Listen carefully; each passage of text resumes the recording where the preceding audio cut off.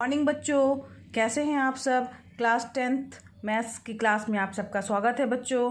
और हम पढ़ रहे थे 5वां चैप्टर समांतर श्रेणियाँ एपी के बारे में हम पढ़ रहे थे। तो बच्चों इसके बेसिक कॉन्सेप्ट को हमने क्लियर कर लिया था। समांतर श्रेणियाँ किस तरीके की होती हैं और उसका सर्वांतर कैसे ज्ञात किया जाता है, इसके बारे में हमने पढ़ ही लिया है बच्चों। और प्रश्नावली 5.1 जो है हमने स्टार्ट कर दी थी। क्वेश्चन नंबर 1 जो है हमने सॉल्व किया है। अब हम आगे बढ़ते हैं क्वेश्चन नंबर 2 की ओर। तो चलिए आइए देखते हैं क्वेश्चन नंबर 2 क्या कह रहा है। क्वेश्चन नंबर 2 के अनुसार बच्चों दी हुई एपी के प्रथम 4 पद लिखिए, जबकि प्रथम पद ए और सर्वांतर डी निम्नलिखित हैं। ए का मान हमारे पास दिया हुआ है बच्चों, डी का मान दिया हुआ है और जो हमारी श्रेणी है उसके पहले 4 पदों को हमें लिखना है। तो इसके भी बच्चों 5 पार्ट है। आइए चलते हैं पहले पार्ट की ओर। बच्चों ए बराबर 10 और डी बराबर भी 10 दिया हुआ हमारे पास और हमें अपनी श्रेणी एपी के अगले 4 पद ज्ञात करने हैं। तो अगले 4 पद क्या होंगे हमारे पास। अतः पहले दिया है, लिख लेते हैं। दिया है a = 10 व d = 10। तो अतः अगले 4 पद हमारे क्या होंगे, यानी पहला पद तो a दिया हुआ है, यानी अब a2 दूसरा पद है। a2 बराबर क्या हो जाएगा बच्चों, a1 + d। ठीक है, तो a1 + d यानी a1 मतलब हमारा क्या, पहला a1 क्या चीज़ है, पहला पद यानी a बराबर क्या दिया हुआ है 10। तो 10 + d का मान कितना है, 10 = क्या हो जाएगा बच्चों 20। समझ में आ रहा है ना बच्चों। ठीक है, अब इसी तरीके से a3 बराबर क्या हो जाएगा, a2 + d। a2 की वैल्यू कितनी आई है बच्चों, a2 का मान हमारे पास आया है 20। तो 20 + 10 = कितना जाएगा, 30। इसी तरीके से हम निकालेंगे a4 आ जाएगा a3 + d यानी 30 + 10 = 30 + 10 जोड़ेंगे कितना आ जाएगा 40। a5 बराबर क्या हो जाएगा बच्चों, a4 + d = कितना जाएगा 40 + 10। ठीक है, समझ में आ रहा है ना, = 50 आ जाएगा। यानी अब हमारे पास श्रेणी के जो है अगले 4 पद कौन कौन से हो गए, a2 a3 a4 और a5। a2 कितना आया 20, 30, 40 और 50। यानी अतः श्रेणी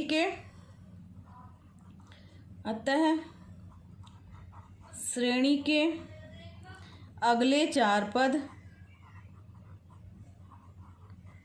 20, 30, 40, 50 होंगे। ठीक है, समझ में आया ना बच्चों, है ना बहुत आसान। इसी तरीके से बच्चों इसका सेकंड पार्ट भी है, ये आपको करना है। इसके सब पार्ट इसी तरीके से है बच्चों, आप कर लीजिएगा, कोई कठिन नहीं है।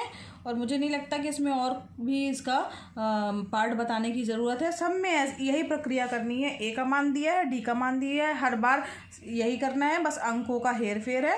तो आप इसे अपना होमवर्क समझिए और इसे कर लीजिएगा। ठीक है, आइए बढ़ते हैं हम क्वेश्चन नंबर 3 की ओर बच्चों। क्वेश्चन नंबर 3 है, निम्नलिखित में से प्रत्येक एपी के लिए प्रथम पद तथा सर्वांतर लिखिए। इस पहले क्या था बच्चों, पहला पद और सर्वांतर दिया था और हमें श्रेणी ज्ञात करनी थी, मतलब उसके पद लिखने थे। अब इस वाले क्वेश्चन में क्या है, अपोजिट है, यानी हमारे पास पद दिए हुए हैं, 4 पद देखिए दिए हुए हैं और हमें श्रेणी का प्रथम पद और सर्वांतर जो है वो हमें लिखना है कि क्या होगा। तो चलिए आइए देखते हैं इसका फर्स्ट पार्ट कैसे हल करेंगे। हाँ बच्चों, श्रेणी हमारी क्या दी हुई है, 3, 1, -1, -3 डैश डैश डैश। तो हमें क्या याद करना है, प्रथम पद। तो सबसे पहले इसको हल करने के लिए क्या करेंगे, दी गई श्रेणी, दी गई समांतर श्रेणी जिसे हम क्या कहते हैं एपी, = क्या दिया हुआ है 3, 1, -1 और -3, डैश डैश डैश। ठीक है, तो ये हमारी श्रेणी दी हुई है। अब यहाँ पे हमें क्या ज्ञात करना है, प्रथम पद और सर्वांतर। तो प्रथम पद क्या होता है बच्चों, प्रथम पद बराबर हो जाएगा a1, इसी को a भी कहा जाता है। और जो पहला पद होता है उसी को क्या कहते हैं, प्रथम पद कहते हैं। तो पहला पद क्या है 3, तो इसका प्रथम पद क्या हो जाएगा बच्चों 3 हो जाएगा। ठीक है, अब सर्वांतर ज्ञात करना है। सर्वांतर क्या होता है बच्चों, डी बराबर होता है, डी का मान होता है दूसरे पद में से पहले पद को घटा दे या तीसरे में से दूसरे को घटा दे, कुछ भी घटा दे वो उसका सर्वांतर कहलाता है। तो डी बराबर क्या हो जाएगा, A2 माइनस A1। अब A2 माइनस A1 करेंगे बच्चों तो क्या आ जाएगा, 1 माइनस 3 इक्वल टू क्या आ जाएगा, डी का मान क्या आ जाएगा, 1 माइनस 3 करेंगे तो -2 आएगा, यानी हमारे पास प्रथम पद। अतः प्रथम पद 3 व सर्वांतर कितना होगा, -2 होगा। ठीक है, यही याद करना था ना हमें, प्रथम पद और सर्वांतर याद करना था बच्चों। समझ में आ रहा है ना, है ना बहुत आसान क्वेश्चंस। ठीक है, तो इसके भी बच्चों 4 पार्ट दिए हुए हैं। तो पहला पार्ट मैंने बता दिया है, चलिए एक और पार्ट हम लेके चलते हैं। इसका पार्ट नंबर 3 ले लेते हैं, बट्टे में दिया हुआ है। तो तीसरा इसका पार्ट दिया हुआ है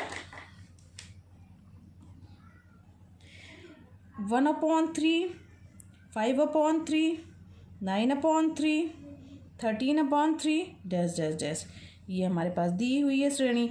ठीक है, तो सबसे पहले हल करने का क्या तरीका है, यही करेंगे। दी गई समांतर श्रेणी, तो क्या लिखेंगे, दी गई समांतर श्रेणी यानी AP कौन सी है, equal to 1/3, 5/3, 9/3, 13/3 dash dash dash. ठीक है, समझ में आ रहा है ना बच्चों। अब यहाँ पर क्या लिखेंगे हम, प्रथम पद हमें ज्ञात करना था। तो प्रथम पद क्या होता है, प्रथम पद A1 equal to A equal to पहला वाला जो पद है वो हमारा क्या कहलाएगा बच्चों, प्रथम पद कहलाएगा। तो ये क्या हो जाएगा, 1/3 हो जाएगा। और सर्वांतर क्या हो जाएगा, सर्वांतर D इक्वल टू हो जाएगा, क्या हो जाएगा बच्चों, D बराबर हो जाएगा A2 माइनस A1। क्या हो जाएगा, 5/3 माइनस 1/3। अब 5/3 में से 1/3 जो है घटेगा तो कितना जाएगा बच्चों, यहाँ पे लघुत्तम ले लेंगे, इक्वल टू लघुत्तम लेंगे 3, 5 माइनस 1 तो कितना आ गया, 4/3। यानी डी का मान कितना आ गया, 4/3 ना। डी इक्वल टू क्या आ जाएगा, 4/3। तो अतः क्या लिखेंगे, अतः प्रथम पद A इक्वल टू 1/3 व सर्वांतर 4/3 होगा। ठीक है, समझ में आ रहा है ना बच्चों। तो ये हो गया। इसी तरीके से इसका 4th पार्ट भी है। सेकंड पार्ट और 4th पार्ट जो बच्चों आपका होमवर्क है, इसे आपको हल करना है, आसान है, आप कर लेंगे इसको। आइए बढ़ते हैं क्वेश्चन नंबर 4 की ओर। क्वेश्चन नंबर 4 क्या है बच्चों, निम्नलिखित में से कौन कौन AP हैं। यदि कोई AP है तो इसका सर्वांतर ज्ञात कीजिए और इनके 3 और पद लिखिए। पहले तो हमें ये पता करना है कि ये जो दी गई श्रेणियां हैं क्या ये समांतर श्रेणियां हैं कि नहीं, और अगर हैं तो हमें उनका डी का मान यानी सर्वांतर ज्ञात करना है और आगे वाले 3 और पद हमें ज्ञात करके लिखने हैं बच्चों। तो चलिए, इसमें तो कई पार्ट दिए हुए हैं, स्टार्ट करते हैं हम पहले पार्ट से। बच्चों पहला पार्ट दिया है 2, 4, 8, 16। ठीक है, तो ये हमारी दी गई श्रेणी है, तो इसे हमें पता करना है कि ये AP में है कि नहीं। इसके लिए क्या करेंगे बच्चों, हम सभी पदों का बीच का सर्वांतर ज्ञात कर लेंगे ना। अगर सर्वांतर बराबर आ रहा होगा तो इसका मतलब है कि श्रेणी जो है वो समांतर श्रेणी होगी, AP में होंगे पद, और नहीं आ रहा होगा तो उसका मतलब AP में नहीं होंगे। तो चलिए आइए स्टार्ट करते हैं, इसे कैसे हल करेंगे। तो दी गई श्रेणी 2, 4, 8, 16। ठीक है, इसके आगे डैश डैश भी है बच्चों, ये भी लगा लीजिएगा।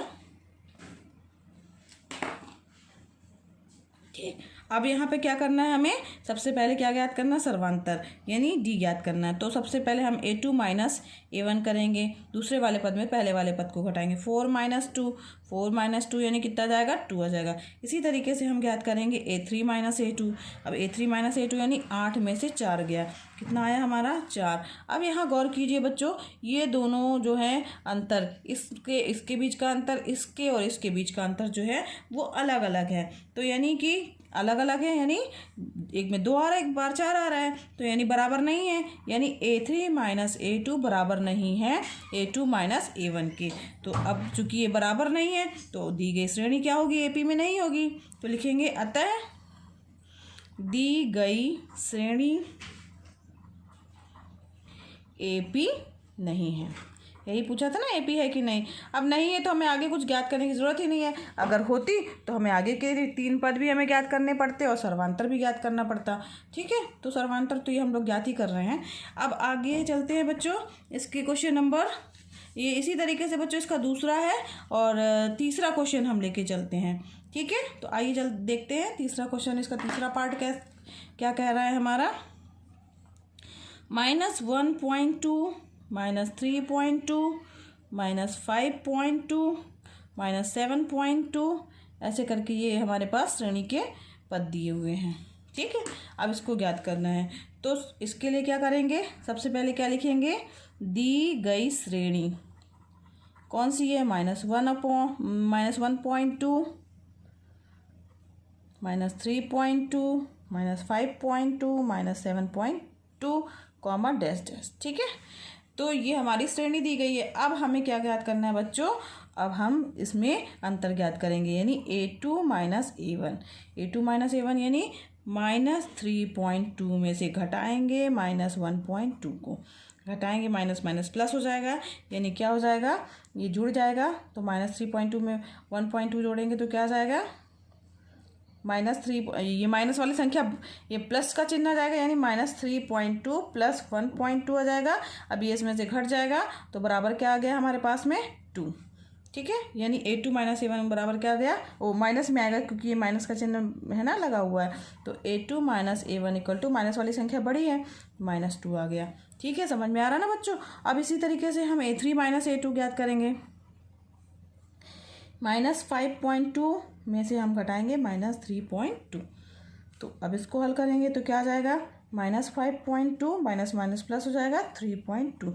बड़ी संख्या माइनस में है तो घटाने के बाद हमारे पास क्या प्राप्त हुआ बच्चों, -2। ठीक, अब यहाँ ध्यान दीजिए, यहाँ पे भी -2 है, यहाँ पे भी -2 प्राप्त हुआ है। तो इसका मतलब है बच्चों कि जो अंतर आ रहा है वो समान आ रहा है, यानी कि जो दी गई श्रेणी हमारी क्या होगी, एपी में होंगे। तो क्या लिखेंगे, लिखेंगे बच्चों, चूंकि A2 - A1 बराबर है A3 - A2 के, अतः दी गई श्रेणी AP में है। ठीक है, AP हो गई। अब सर्वांतर भी ज्ञात करना है ना, तो तथा सर्वांतर क्या होगा, D बराबर क्या हो जाएगा, यही A2 - A1, A2 - A1 बराबर A3 - A2, A3 - A2 यानी कितना आया था हमारा, = -2 होगा। ठीक है, अब D भी हमें ज्ञात हो गया। अब इसके बाद और आगे क्वेश्चन हमारा कह रहा है कि अगले 3 पद भी हमें ज्ञात करने हैं, तो इसलिए अगले 3 पद, ठीक है, तो अगले 3 पद कैसे ज्ञात करेंगे बच्चों, अगले 3 पद यानी हमारे पास कितने पद दिए हुए हैं, A1 A2 A3 A4 तक दिया है। तो हमें क्या ज्ञात करना है, A5 बराबर क्या हो जाएगा, A4 + D। ठीक है, तो A4 + D यानी कितना आ जाएगा, -7.2 - 2 = आ जाएगा -9.2। इसी तरीके से बच्चों A6 ज्ञात करेंगे हम, तो क्या आ जाएगा, A5 + D = क्या आ जाएगा, -9.2 - 2 = कितना आ जाएगा, -11.2। और A7 कितना आ जाएगा, A6 + D यानी -11.2 - 2 = -13.2 ना। तो ये तीनों पद ज्ञात हो गए, इसलिए श्रेणी के अगले 3 पद -9.2, 11.2 व -13.2 होंगे। ठीक है, समझ में आ गया ना बच्चों। तो इसी तरीके से बच्चों इसके आगे के भी क्वेश्चन दिए हुए हैं, वो आपको कर लेने हैं बच्चों, और सब में यही प्रक्रिया करनी है आपको। अगर बराबर अंतर आ रहा है तो उसका मतलब है कि वो AP होगी, मतलब समांतर श्रेणी होगी, और आगे के 3 पद इसी माध्यम से ज्ञात करेंगे। और अगर सर्वांतर या दोनों A2 - A1 और A3 - A2 जो है वो बराबर नहीं आ रहा है तो श्रेणी ही हमारी समांतर श्रेणी नहीं होगी। इस तरीके से बच्चों जो है इसके शेष जो अगले जो पार्ट दिए हुए हैं बहुत ही आसान है, ये आपको हल कर लेने हैं, और मुझे आशा है कि आपको ये बन जाएंगे। इसी तरीके से इनको भी हल करना है। तो ये सारे जो है इसके पार्ट आपके होमवर्क है बच्चों, तो ये आप करिएगा। ठीक है। तो बच्चों आज ये प्रश्नावली हमारी 5.1 यहीं पर समाप्त हुई और कल हम अगले लेक्चर में पढ़ेंगे प्रश्नावली 5.2। तो आज के लिए बस इतना ही बच्चों। बच्चों आपको मेरा वीडियो पसंद आया हो तो प्लीज़ लाइक कीजिए, शेयर कीजिए, सब्सक्राइब कीजिए। साथ ही साथ दूसरे बच्चों को शेयर करने से उनको भी इसका लाभ मिलेगा बच्चों। यह निःशुल्क है। थैंक यू बच्चों।